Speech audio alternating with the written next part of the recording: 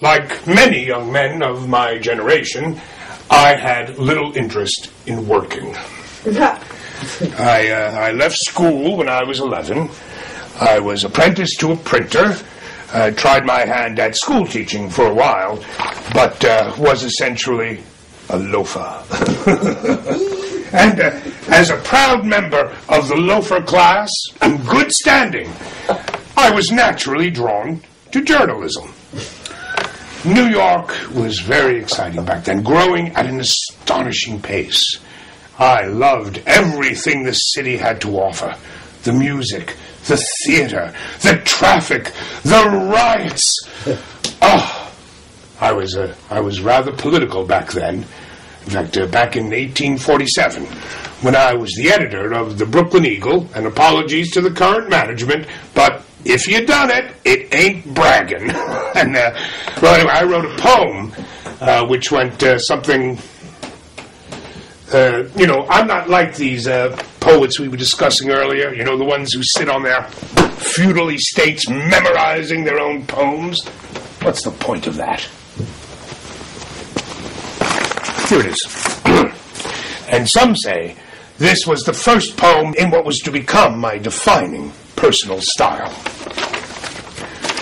I am the poet of slaves, and of the master of slaves. I go with the earth equally with their masters, and I will stand between the masters and the slaves, entering into both, so that both shall understand me. I am lurid with rage. Now, somehow, William Van Anden, the owner of the Brooklyn Eagle, concluded, on the basis of this poem, that I was an abolitionist. So in January of 1848, I was fired and replaced by someone more to the owner's liking. Oh, was I so very political?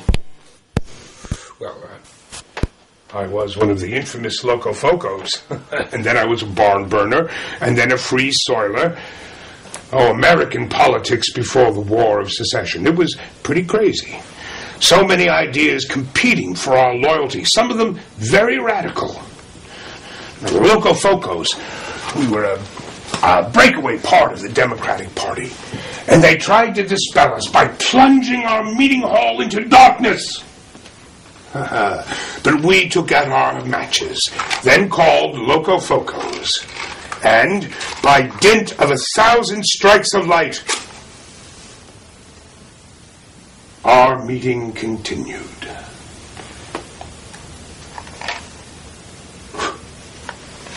We knew what the spirit of being an American meant. It meant we had the right to disagree. And did we ever? Dissent and agitation. Agitation is the most important factor of all. The most deeply important. To stir, to suspect, to examine, to denounce. As circulation is to the air, so is agitation, and a plentiful supply of speculative license to political and moral sanity. Resist much, obey little.